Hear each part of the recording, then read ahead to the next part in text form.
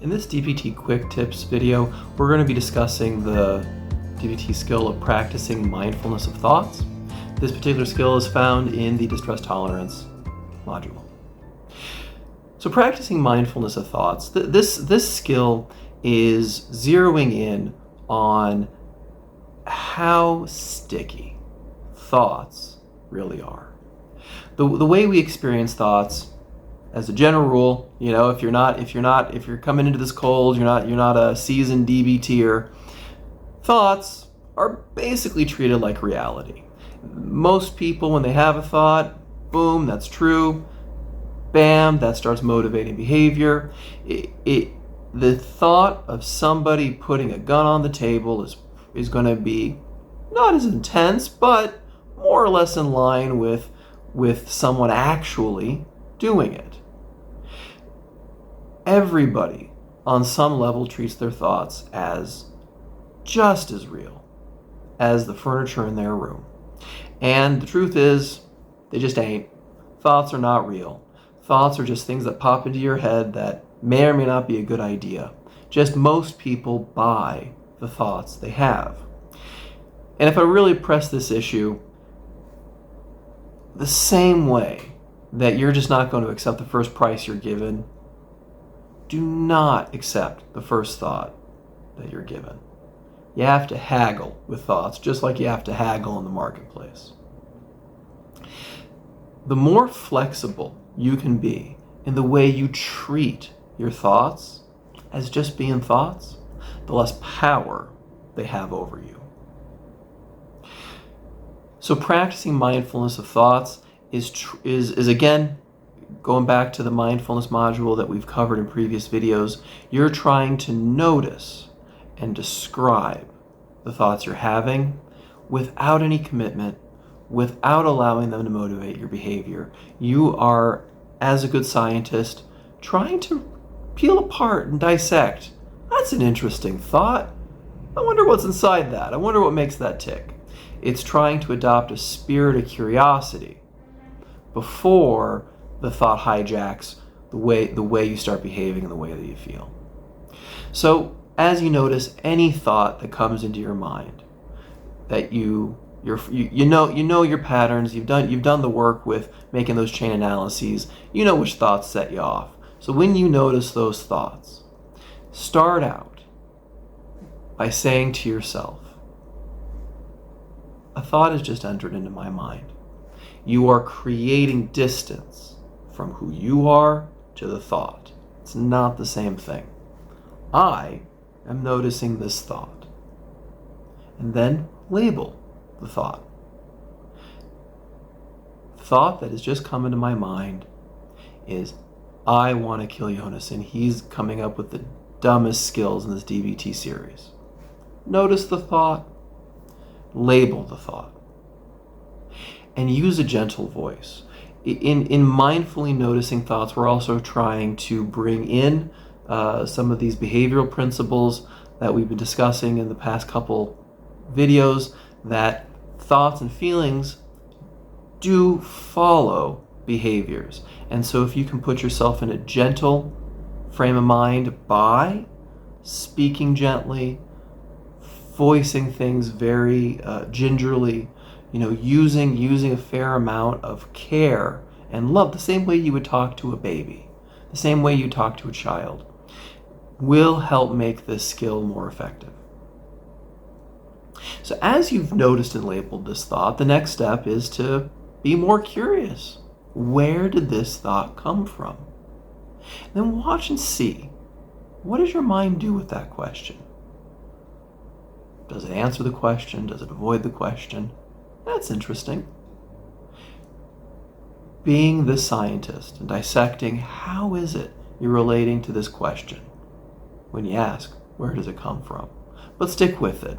Allow yourself to answer that question for you. You're stepping back from your mind. You're taking that moment, putting that huge boulder of a thought down, and you are looking at your mind just to see what it does. Now close your eyes. Scan your body for the first physical sensations that you notice as you're allowing this thought to be, as you're watching this thought, just like an animal in a zoo. Scan your mind. What are the first thoughts you notice? Go back and forth from what are the thoughts you notice to the bodily sensations that you're having. Keep scanning, back and forth, back and forth. There's a flexibility here of just allowing whatever happens, happens. It's a letting go. And this stance is the exact opposite, in all likelihood, of what this thought's going to want you to do. Here you're busy being curious. Here you're busy being open. Here you're just allowing, well, whatever happens, I'm willing to go. Is probably going to be the exact opposite of the thought, which would probably have been leading you to be angry, impulsive, and hurt yourself or somebody else. This is leading you back into the driver's seat by giving up control. It's a bit of an irony, a bit of a paradox. As I mentioned before, how you speak your thoughts is incredibly important. So another angle on this skill is when you notice a thought you're having, verbalize it, but verbalize it with care. You're cherishing, you're dignifying, you're honoring this thought with respect, non-judgmentally. This is the thought you had, and you're going to be careful with it, like you'd be careful with an expensive vase.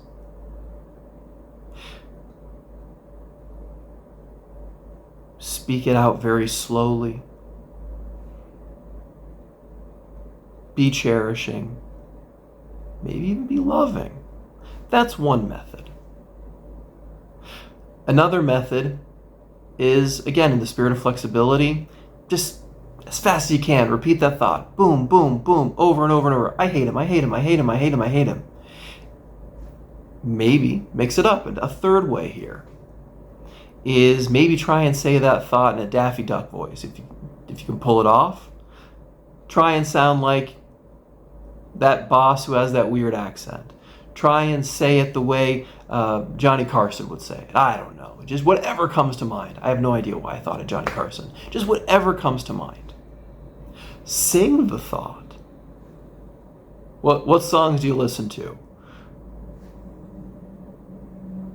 Maybe Metallica. Maybe, I don't know, whatever. Now I'm dating myself. Who listens to Metallica these days? Whatever song pops into your mind, put the thought to that. What you're doing here, each of these strategies are useful in themselves. Cherishing the thought and treating it with love.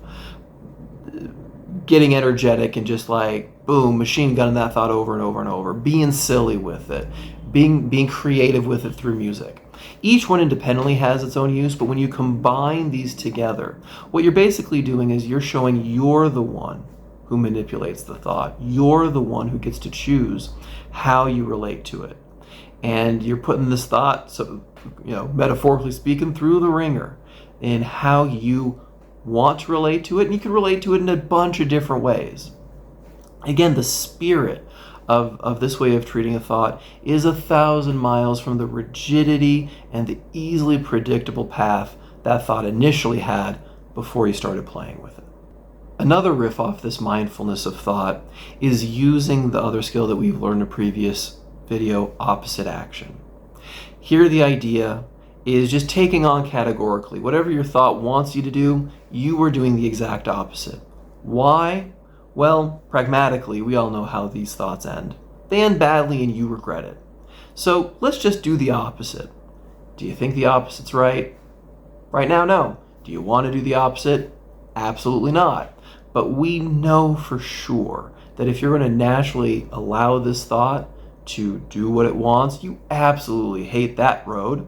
So let's just go on the exact opposite road and see what happens. At the very least, it's inspiring this sense of playfulness and flexibility, and at most, it might actually inspire you into a completely different frame of mind that is in the spirit of the opposite action. So, as soon as this thought hits, I want to kill my boss, relax your face and body, Imagine accepting your thought, this hateful thought. It's just a thought. It's not real. It's not like a piece of furniture in the room. It's just a thought. And then imagine how life would be if you just stopped thinking that. If that thought you just labeled as not true. How would you go about your day now that when this thought of I hate my boss isn't real? What would you do if you liked your boss? Play over in your mind the things you do. Well, if you liked your boss, you'd probably say hi to him.